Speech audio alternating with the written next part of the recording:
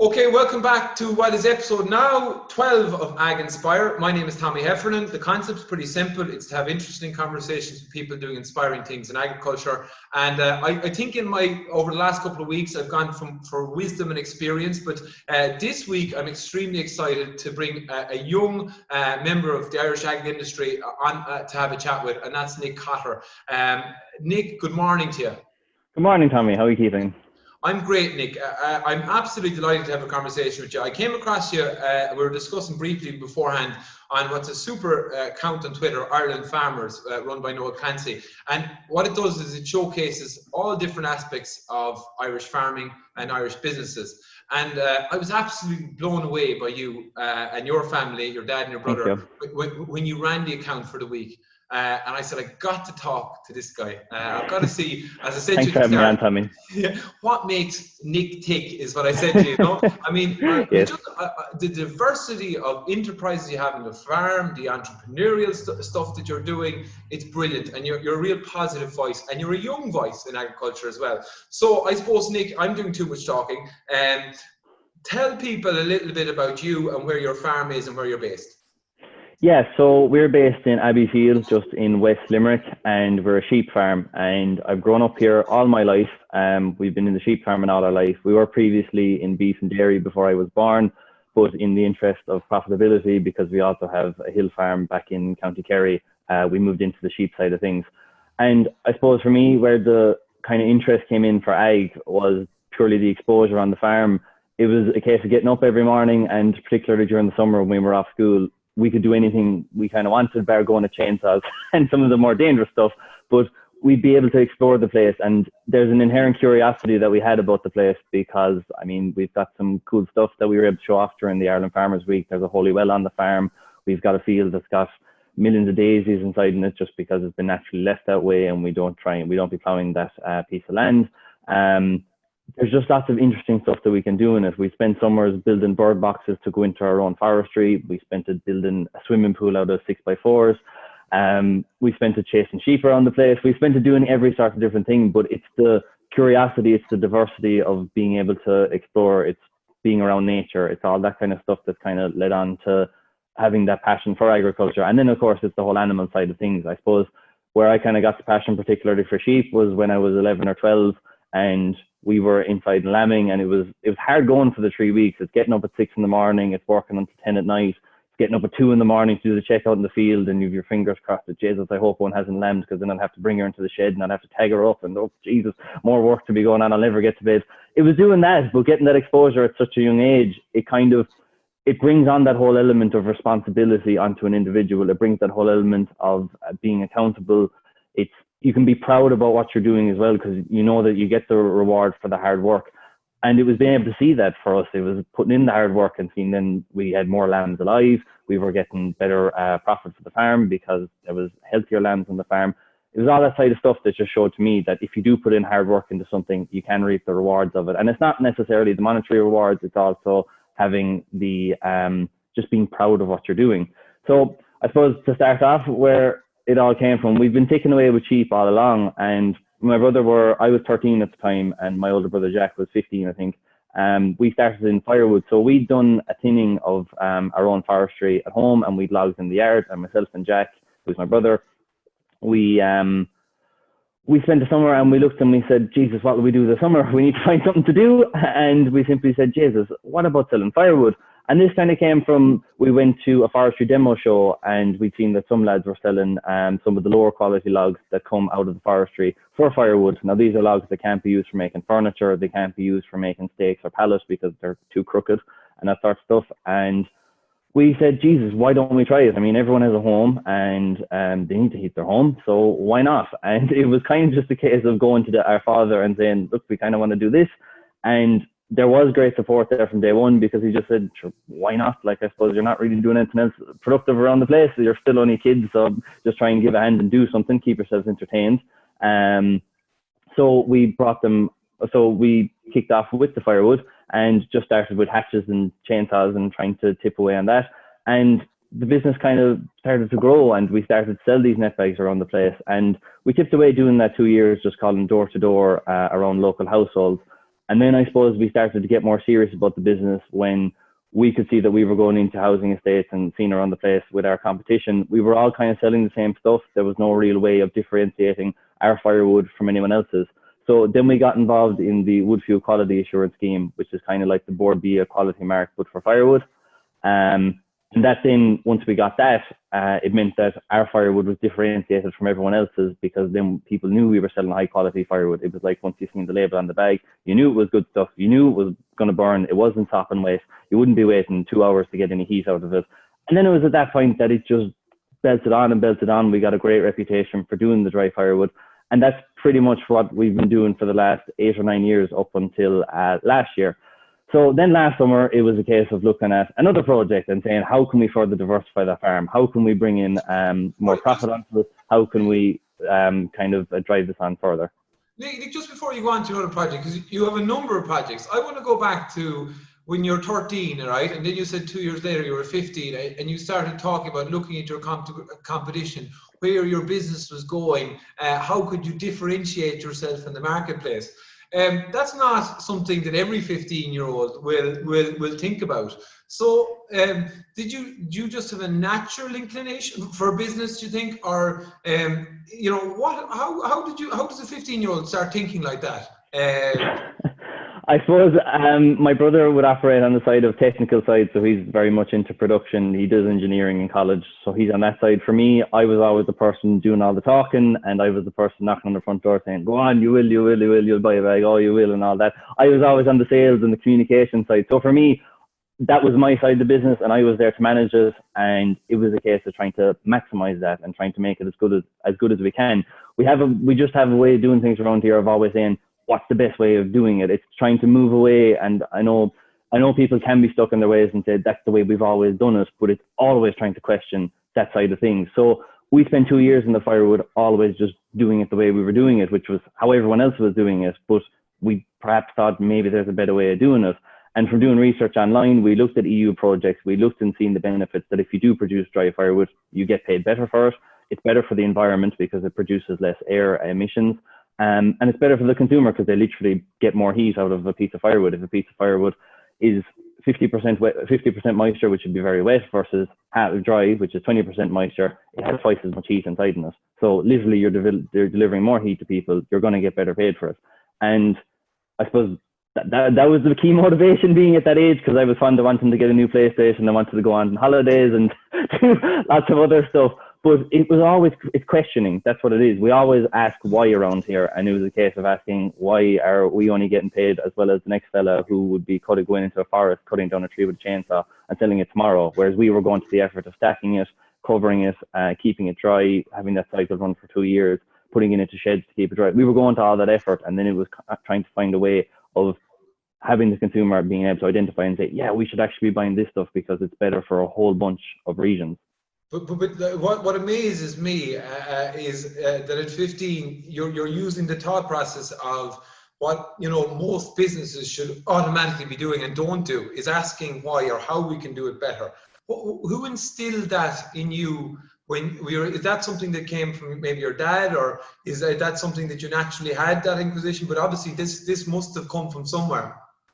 Yeah, we have a tendency always to go the extra mile with a lot of those kind of different areas. Like even in terms of the whole lambing system, like it was a case of when I was seeing how we were doing lambing and all that, even when I was 11 or 12 looking at it saying, why are we lambing outdoors, and why do we bring it into the shed, why are we tagging them at birth? And then when you hear all the different reasons, you realize there's a whole purpose behind why you do a thing in a certain way and why sometimes going the extra mile is better. But it is a case of inherently being curious and every day asking why. It's not a case of looking at what someone else is doing and maybe saying just copy that directly.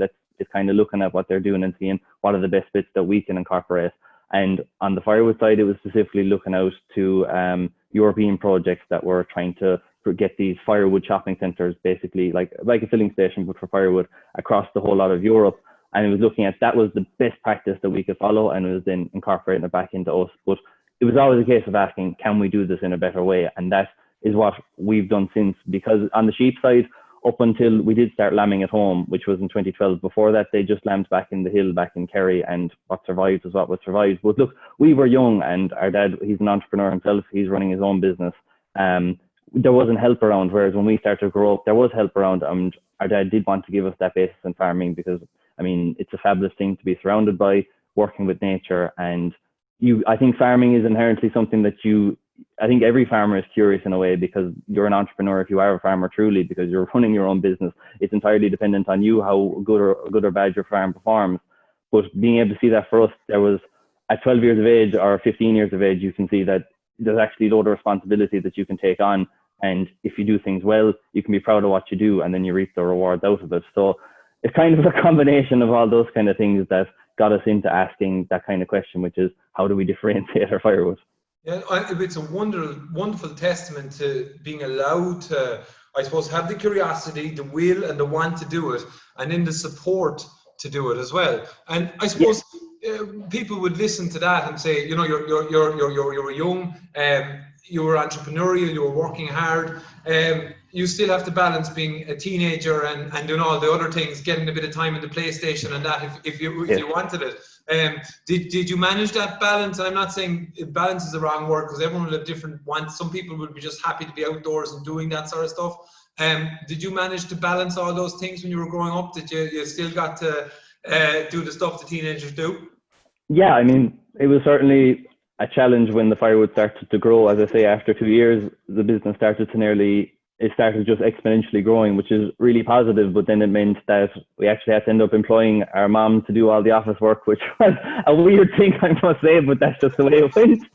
And then our dad was brought in kind of to do day-to-day management, because we were just kind of doing it during the summer largely, and then we'd sell in the evenings after school. But by the time 2 or 3 years in, the business kind of kicked off that it was a case of cutting firewood nearly day and night.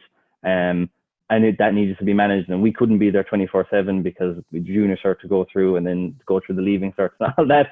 So trying to balance everything is important. But I think we never wanted to, it's something that we still stick to today. Like, there's so much interesting stuff that we continually come across that we like to investigate. And equally, we don't want to turn into completely extreme individuals where we kind of abandon everything and all we do is work 18 hours a day. Life is about balance, and I think that's where the happiness comes from. So kind of still being able to enjoy school, still being able to enjoy the socializing, still being able to enjoy the normal things as part of a childhood, as you say, playing on the PlayStation for a couple of hours in the evening or during the week.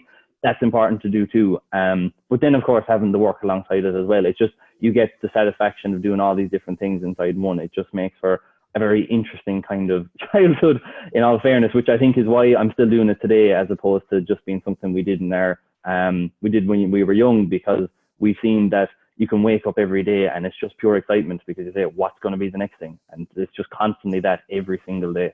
That's fantastic, Nick. It's look, as somebody who's a father to children as well, it's the dream scenario that your children can develop and grow like that in an environment and be so passionate about what you do as well. Talk to me a little bit about your sheep farming system. I know that's probably a core part of your business as well. You have your own, it's farm to fork now. You have your own lamb product. Talk to me about the fundamentals of the sheep system, the numbers and all that sort of thing, and then how it evolved into a farm to fork business. Yeah, so we're running a sheep flock of about 200 ewes. They're largely crossbreeds between Scotches, Charleys, with some Texels there. That's trying to crossbreed them, that they're a bit hardy for the hill, and then trying to also maximize weight gain and productivity with mixing in with some of the lowland breeds like the Charleys and the Texels. We lamb them outdoors, and then they come into a lambing shed, and then we'll tag them at birth because we want to track the weight gains and track performance. Equally, we are fecal egg counting here all the time because we're trying to preserve our warmers and trying to use them, as I say, as much as necessary, but as little as possible, because that's quite important, because if we do run out of the warmers, we just won't be able to continue sheep farming. Now, we're lucky that we've done a lot of drench tests this year and we don't have any resistance largely to any of the warmers, which is brilliant news, of course, but we're kind of running it through that way. The whole organic lamb side of thing came about last summer, because what we've been doing, we went organic in 2014, and we've been tipping away doing that for the last couple of years, constantly reducing our antibiotic usage, trying to improve the animal welfare, getting used to not using artificial fertilizers, which means that we're trying to obviously plant a lot of clover into the ground, because that's going to fix a lot of nitrogen and grow lots of grass. so we were tipping away doing that. But I suppose last summer I was looking for the next project to take on because I had just finished school. I finished my leaving cert. I was going into college and I was saying, right, let's see if we can diversify the farm anymore and see where the next opportunity is. And I was looking at the farm and I seen that we were spending and investing money and time and effort into being organic, but then our lamb was actually being sold conventionally because we were selling into our local factory and we weren't actually getting paid the premium for going to the effort of making it organic. And I suppose I do follow a little bit of the news and I can see that people are looking to have meat that is produced more sustainably and it's done in a more environmentally friendly way with higher animal welfare standards and so on. So I said, Jesus, there probably is a demand here for organic lamb if we can create a route to market for it. And I suppose we worked with our local leader group and with the local enterprise office to kind of see where that opportunity would be. And we got great engagement talking to the local restaurants and hotels, and then we dealt with family and friends for doing bits of testing. And similar to the firewood, it was kind of just a case of we sent a lamb, a ewe and a hogget down to the factory, and then we brought back the lamb back here and we just started taste testing and seeing what would be the best way to cut it, what way we'll move in terms of how we'll package it and so on. And once we had kind of identified what we wanted, then we started last year kind of small scale enough. We did 50 of the lambs directly to some of our local hotels, and then we did some of them to homeowners as well. And I suppose what makes the lamb unique is A, it's organic, but B, we're also 100% grass fed. Now the impact that obviously does have on it is that it does take slightly longer to grow the lambs before they're fit to kill. But from talking to the customers in the hotels, you can definitely taste the difference. I mean, we've talked to customers who say that their kids just didn't like lamb ever at all, and they've tasted our lamb and now they love it, which is a huge compliment to get. But it does prove to us that this whole working as much as possible with nature, trying to limit the inputs into the farm and trying to utilize our grass as best as possible is working. And the result of that then is that it's a high-end premium product that we get paid well for. And that's reaping the rewards of all the effort that goes in here into the farm, reseeding, managing the grass, and working with nature on the farm to make the lamb as good as possible. It's been a fantastic response because back in October, then we were nominated for an award at the Irish Quality Food Awards, and we picked up the Rising Star Award there, which was a huge achievement to get in such a short space of time. So now the position that we're at this year is we'll produce about 350 lambs out of the 200 ewes that we have. We have a lambing rate of about 1.6 that way, and that will come back to 1.5 weaning. And then the idea is to sell all those lambs now under the Organic Lamb brand to our local hotels. So we've got the Leans Hotel inside Abbeyfield on board, the Woodlands House Hotel in Adair, Tuscany Bistro inside Limerick, One Perry Square inside Limerick. All those hotels are on board, and then we'll also do some of the homeowner stuff as well. And there might even be a lamb for you, Tommy, inside in that. I'll have to watch out for the brand. Okay, so extraordinary diversification, and we haven't even got onto the inventing side of it yet, right? Extraordinary diversification, incredibly balanced head on that shoulders of yours. And we look at the way, and you said you're reading the news, we look at the way agriculture is perceived now, and you see the opportunities that are there. And okay, you're young. Where do you envision? Is this something that Nick in your business you can do? Is this something that's scalable on more farms, or does it just dilute what you're doing? Or do we need to take a different direction with agriculture, the way we look at our agricultural businesses in the future? Because what you're doing is incredibly impressive, but it's not easy to do. It might be easy for you, but it's difficult to do. I suppose my question to you is, where are the opportunities for Irish agriculture maybe to tackle some of the challenges we have around the environment, around what we produce, connecting more with the consumer? Is this something at a national level you're thinking about? What does the future look like to you if you had an ideal world? Yeah, I suppose there's clearly a demand from the consumer to have a better understanding of where their food comes from, and that's because people have gotten so disconnected from their food.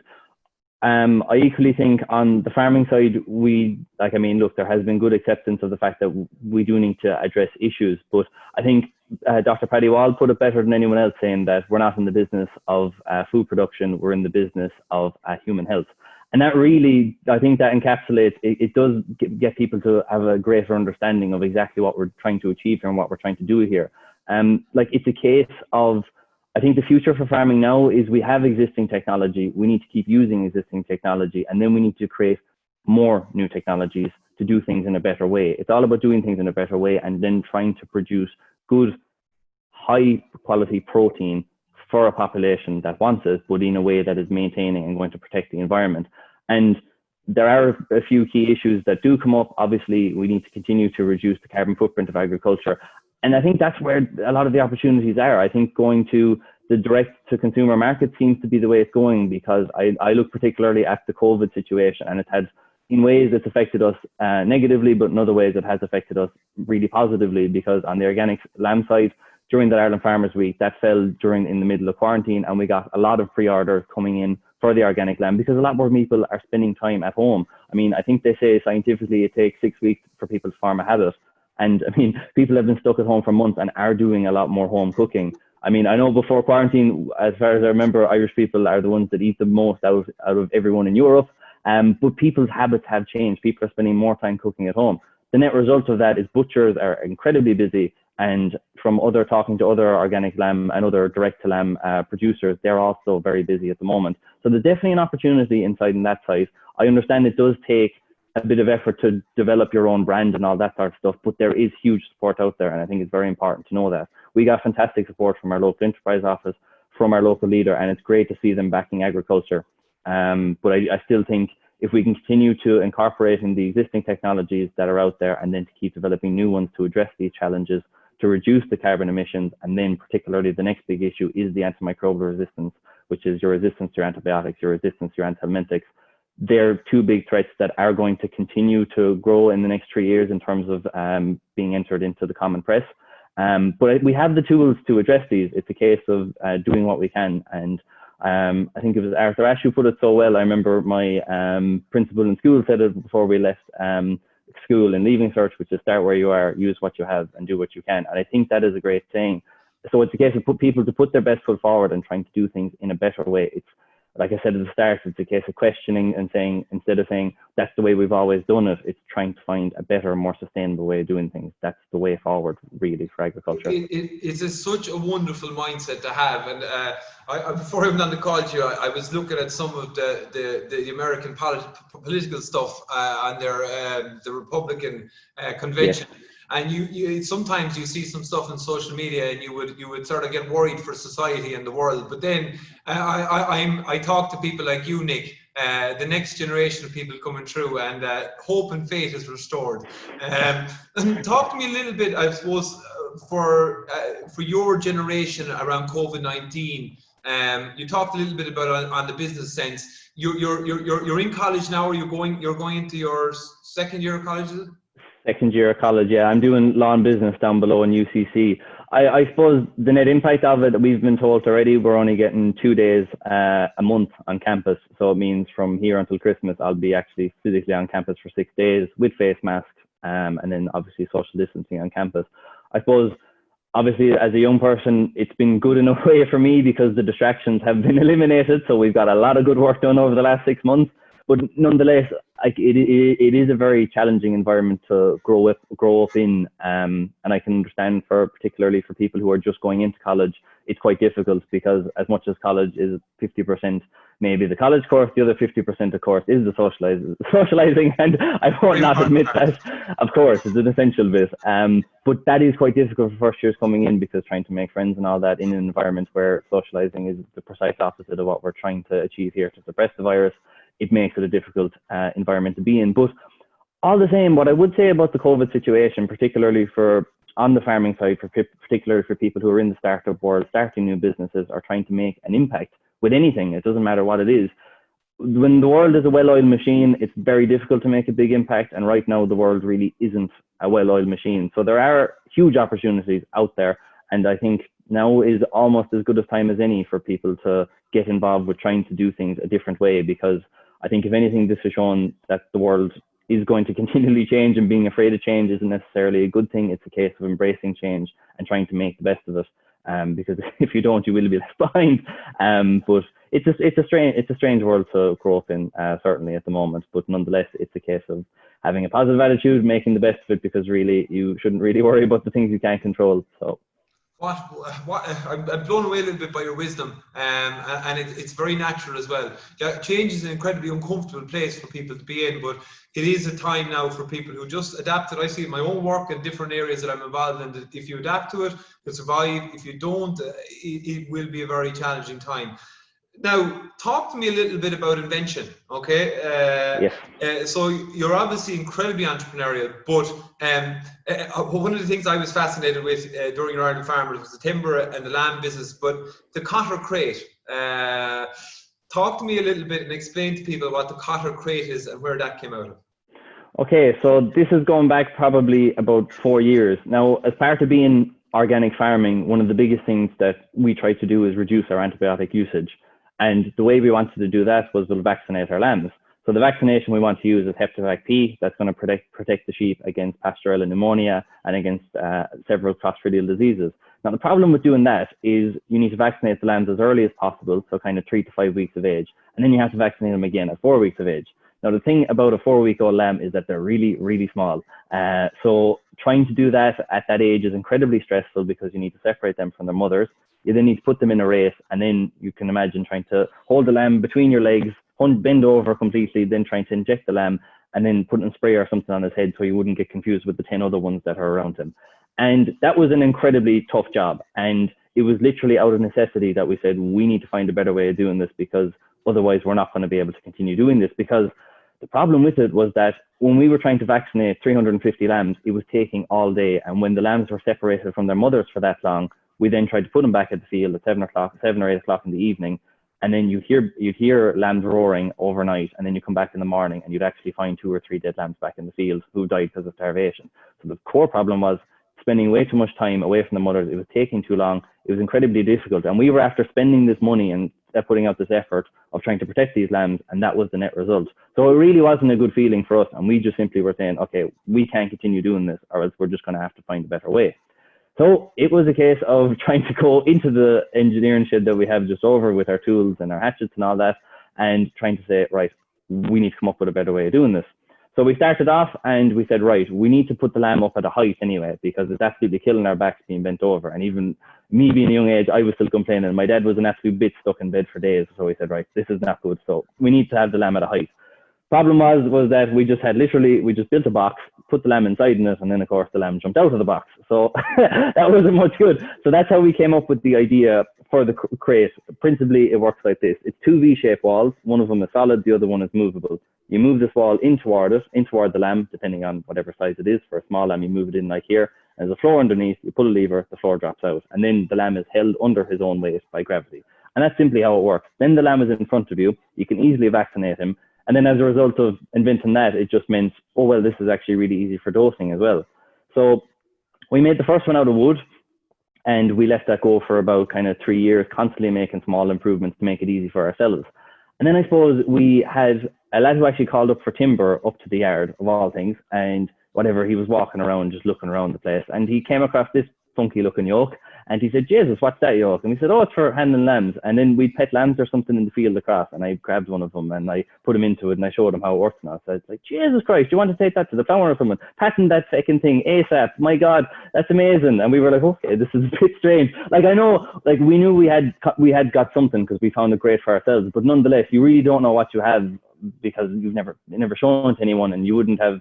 It was just a case of trying, like, I mean, look, we had it, but nonetheless, we were saying, Jez, I don't know if anyone would want that now. But he said, Jez, enter that into the plough and do something with it.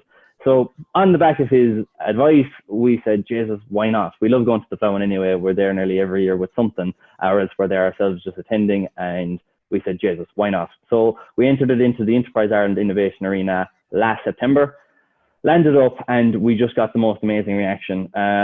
In the Innovation Awards, we picked up the best agri-engineering startup, and then we also won the best overall startup. And then we had about 50 farmers who just said to us, when can I buy it? How much is it? Where can I buy it? When will you have them ready?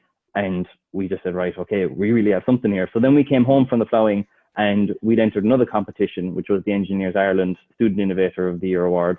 We picked up that as well. And then we had kind of noticed that, Jesus, there really is something here.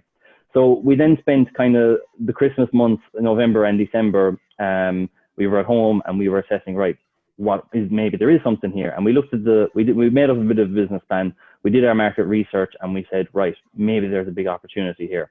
So we spent many months trying to then look at converting this wooden thing into something that we could sell onto the market. So we since made it into a galvanized prototype, and we've been working away with that. We've got support from the local enterprise office to kind of drive on the project, and that's been fantastic because, again, it's showing that you do have the likes of the local enterprise office backing agriculture, which is a fantastically good thing. So to tell a bit more about what the actual thing does, because now I suppose we're in the process of final prototype development ahead of trying to launch it at the ploughing next year. Fingers crossed it does go ahead. But basically what the crate is allowing farmers to do is you can dose, vaccinate, you can do all those basic jobs that you need to do to your lambs in one go, because the lamb is in front of you. It's incredibly efficient, it's easy, there's no big electronics in the thing or anything, it's all manual operation, so it makes it quite a low cost system. But I suppose over the last couple of months, what we've tried to do is we wanted to do more, and we tried to see what else can we get this thing to do. So what we kind of really wanted to do for us is that we know that weighing your lambs is quite an important thing, because for us it was a way of always tracking performance, because we could see, are they gaining enough weight? How is performance going? And then it's a key indicator to us of how good or bad the general farm is performing. So in the process of trying to do that, we stumbled across some incredible research over in the UK, and this is all around worming sheep.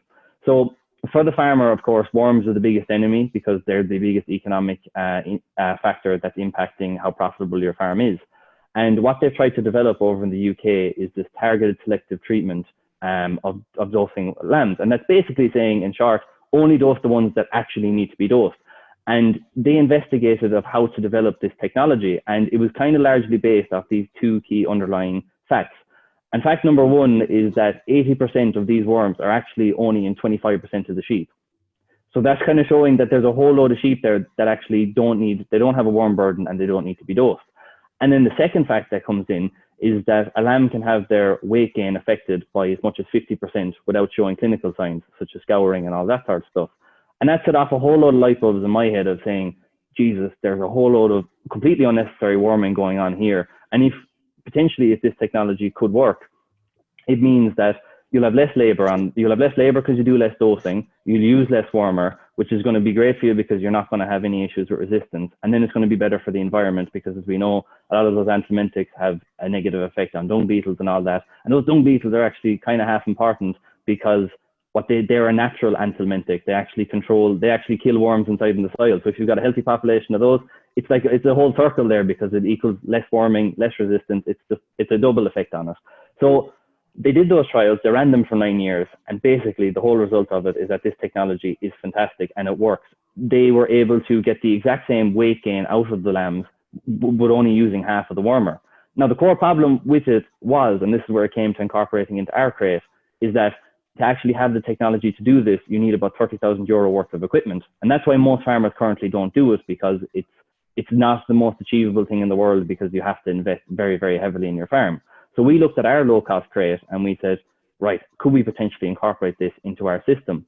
And we've been developing this over the last couple of months, but the net result of it is that we have. So what the farmer is now able to do is that we've developed an app on the smartphone that links in with the weigh cells that fit under the crate. So as you weigh your lamb, you get the weight up on the screen. What you also get is their average daily weight gain. And what the app does is it sets a target performance for the lamb. So generally, if grass is plentifully available, a lamb is expected to grow at 200 grams a day. So it basically works. If the lamb is flaking on 250 grams a day, he don't need to be dosed. A big green light flashes up on the screen. He says, no dosing required. He's all good. He's fine. If he's only dosing at 150, you get a red marker. You get you need to do something here. You dose them with the wormer, and then that is marked. They're logged in that they've been dosed. And there you go. You're able to reduce your wormer. You're able to, you've less labor because you're dosing less of them.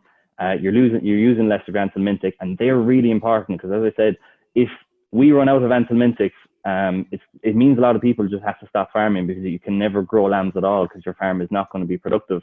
So it's a huge challenge here in Ireland. I was just reading that research you were talking about. Actually, Mordaunt Research Centre in Scotland had put out a paper on it, and I was thinking to myself, it's obviously I have an interest in parasites. I see how they're a limiting factor in farming systems, and I was thinking to myself, only probably 2 days ago, fantastic, but how are we going to do it in a real world situation?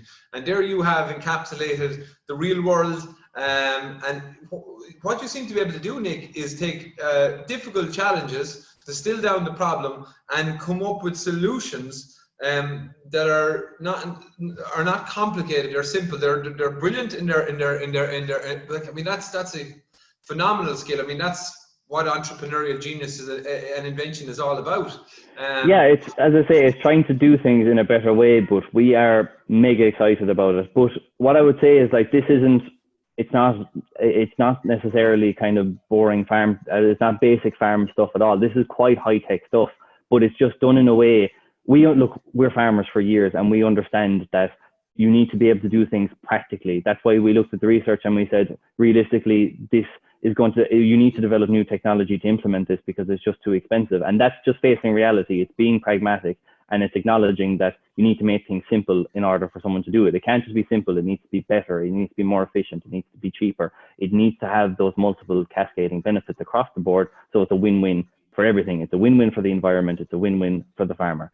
And building this technology into the crate is just incredibly exciting because we have an opportunity to solve this problem. So now the core ambition is to take this globally, and with the support now, we recently got support from Enterprise Ireland. We came through the Competitive Start Fund program, and we were awarded that funding. So it means that now we're funded for the next period of time so that we can drive on with this venture, and that's all driving on to the basis of getting it launched at the ploughing next year in Ireland and the UK. So I suppose it's really cool to see how much support we're getting from the likes of Enterprise Ireland, from the likes of Engineers Ireland.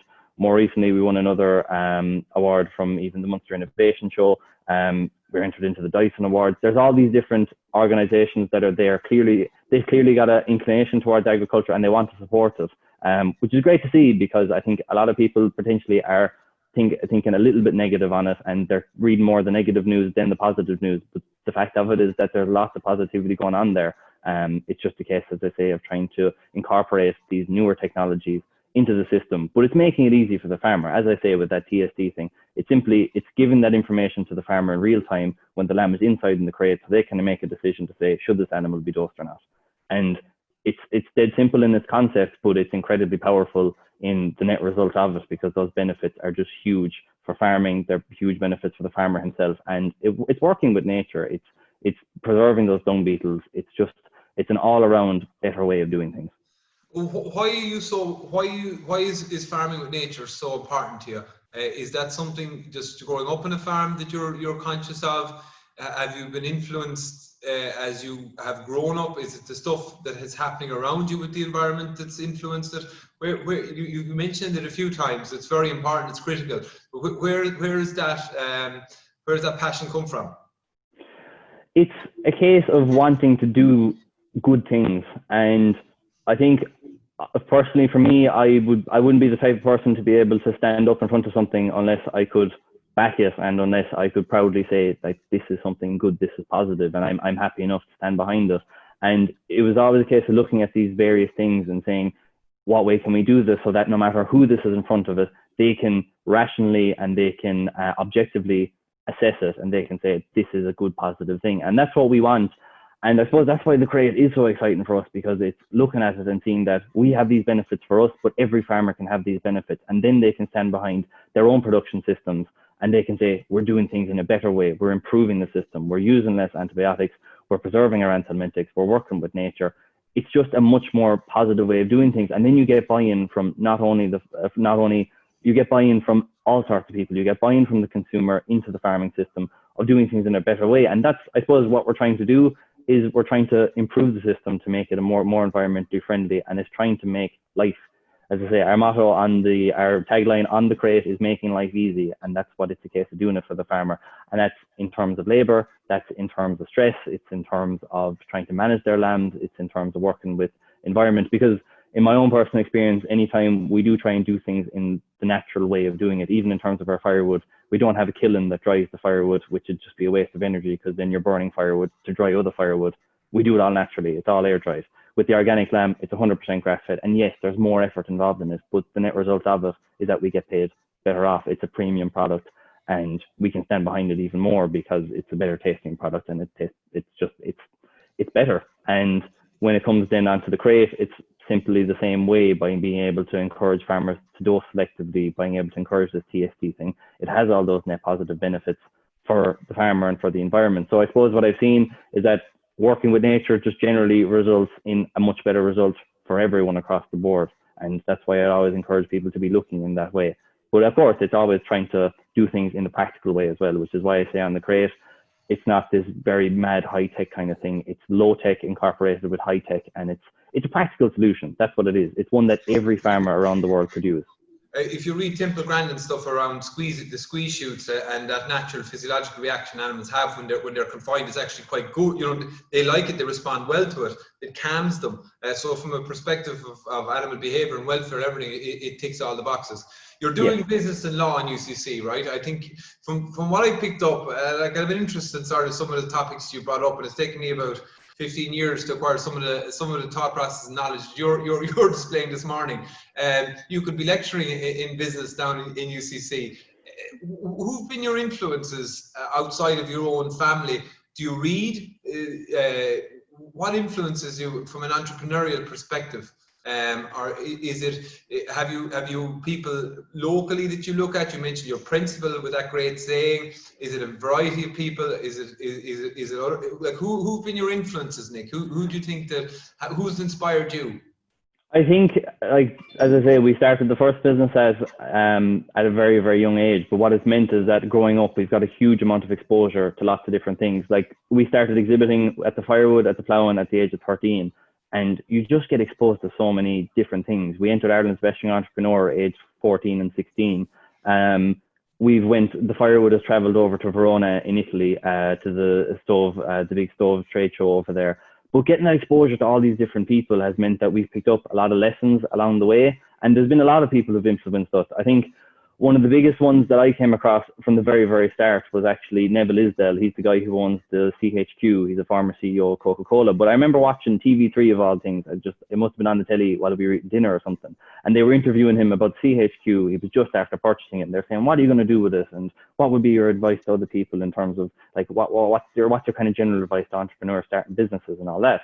And he came out with this line, which was, go slow to go fast later. And it's all built around this principle, like getting the core foundations of any business right, and then you can start scaling up afterwards. Because if you run at the very start, you'll end up with all these problems built into the business that infinitely scale and you just can't solve. So there's been that. The other thing is we've done several programs such as accelerators, such as fellowships and all that stuff. And what that has meant is we've learned lessons talking to other entrepreneurs who are also doing their startup businesses. Same with Ireland's Best Young Entrepreneur. We've had a mentor as well from Enterprise Ireland over the last year as a result of winning that prize of the ploughing, and he's been fantastically beneficial, teaching us about to focus on one core innovation that the world has missed. And if you can do that one thing really well, as opposed to maybe trying to do lots of things really well, you will succeed, because being only half good at lots of good things mean you're kind of a jack of all trades. Whereas focusing in, like for us, it's not focusing on sheep handling in general. We're not really bothered about the ewes because we've never had difficulty handling ewes. Our core issue is handling lambs, and it's trying to create this product that can maximize. It's all about maximizing your lamb crop and trying to make it as profitable and as productive as possible. So there's been lots of those kind of bits of lessons around that. I still think, I would think my dad has been the biggest influence by far on us, just because it's been incredible to kind of being able to work with these businesses and being so young, having him beside us to guide us and kind of be that kind of guiding light in terms of an influence. But he's been an entrepreneur since he was kind of a similar age. He started his first business at 23 years of age. But he always encouraged us to, it's kind of like, I remember Michael Healy-Rae even going up on the Late Late Show a couple of months ago and saying, he was talking about people who were kind of stuck on social media and they were addicted to their phones and all that. And he was saying, would you not ever get up in the morning, go for a walk, meet up with the girlfriend or the boyfriend and get out there, maybe even do a day's work, like it won't kill you. It's that attitude of getting up, doing something productive with the day. And then some other influences we've had is the likes of some of the bigger ones like Steve Jobs and all that, about staying curious, that kind of thing. And it's been a whole range of stuff that we've picked up along the years. I still think the going slow to go fast later is the one that's kind of been incorporated into the businesses more so particularly. And for me in general, because it's always a case of trying to start off at the start. Don't bite off more than you can chew, but get things right from the start. And if you can do that as you go along and just take it handy, because it's not all about the end result. It is a lot about the journey and as you go along, and it's kind of taken it like that. There hasn't been any particular one influence really. It's kind of been years of picking up various little bits. It's fair to say though that you listen not just to TV3, but you listen to advice and take it in and make sense of it in your own way, based around what your kind of principles and your core values are. Nick, it's been quite extraordinary to talk to you. Overwhelming, your focus, determination, your attitude is infectious.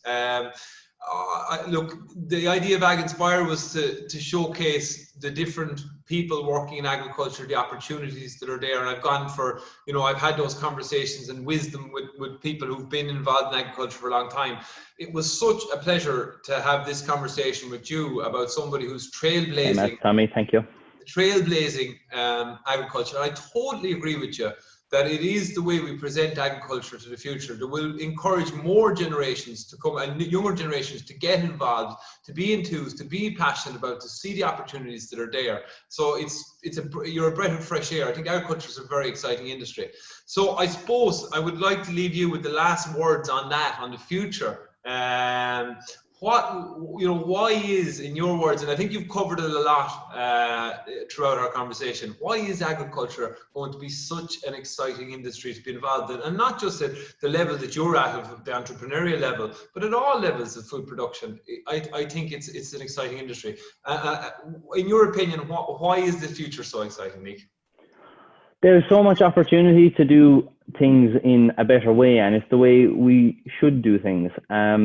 It is a case of that the current system isn't perhaps working for everyone, and it needs to change. That is the long and short of it. And I think, as I said, people shouldn't be afraid of change and they should embrace it. But agriculture is certainly not going anywhere. And for people who are afraid of that, you shouldn't be, because as much as I know there are people out there with bad intentions for agriculture, but there's enough of us there that we ain't going anywhere, and that is the way it's going to stay, because in the end of the day, the food system will continue to need good, high quality protein, but it's very important that we do acknowledge that there are issues to be solved, and that we don't stay stuck in our ways with the status quo, because the status quo isn't working. It's not only working for the environment, it's not working for farmers, period, themselves, because people are not getting paid what they should get paid, and food seems to continually be getting endlessly cheap, and food shouldn't be cheap. That's not the way it's supposed to go. You shouldn't be producing things at cost. You should be producing things in a good way. But it seems that with the way the EU is moving toward, even if you consider the One Health plan, if you consider just general food sustainability and all that, there is money that is going to be coming in relation to farmers taking on more environmental initiatives. And that's a really positive thing, because they should be rewarded for doing things in a better way. That's the way I see it, because we've been lucky enough, particularly on the organic SLAM side, to be rewarded for doing things in a better way. And I think that is the core ethos: do things in a better way. And if you can achieve that, generally the net result of it is that you will be rewarded at the tail end of it. So it's an exciting time forward. There's lots of new technology coming on the market. There's still loads of existing technology that we need to incorporate into the system to make things better, to make it more efficient, to make it more productive, to reduce labor. And as I say, it's all about making life easier for the farmer. But I wouldn't say for anyone to get discouraged. There is more young people like me, believe it or not, who are excited about agriculture, who are getting involved. There's plenty of young farmers coming through. But I think for parents who do have kids on farms, don't be afraid to get them involved in stuff, because as I say, I was forced against my will a little bit at 11 and 12 years of age to be stuck out at 2 o'clock in the morning checking the sheep. But the net result of that is I have a really good kind of inherent understanding built into me of what it takes to run the farm successfully. But equally, it's the satisfaction of what we can do. As I say, I still wake up every day at the moment and say, what's going to be the next thing? What are we doing on the farm today? Because there's such diversity in work. You don't get this experience in any other job, period. You can be sitting in an office job 9 to 5, typing stuff into a keyboard mindlessly, but there's nothing like being an ag. One day you could be fencing, the next day you're dosing sheep, the next day you're seeding grass, you could be ploughing, you could be cutting silage, you could be doing anything. Every day is just incredibly exciting. So I think that there is plenty more young people who are looking for that kind of diversity in work. Brilliant, Nick. You're an extraordinary young man. I wish you luck. I think someday I will say to people that, yeah, I had a Zoom call with that young man one time. Keep on the path you're going. you know, keep that balance as well. You know, that you think you do it well between life and work. And we're very lucky to have people like you, and there's many more, I think, like you as well, in Irish agriculture, that are going to be develop a new future, an exciting future. You're a credit to your family and yourself. So thank you very much for talking to me. Thanks, Tommy. Absolute pleasure. I'm going to watch your journey with interest. It really was. There was moments there where I was taken back by the wisdom that you were coming out with. It was really. I enjoyed the last, what was nearly an hour's conversation. Thanks, Nick. Thank you, Tommy.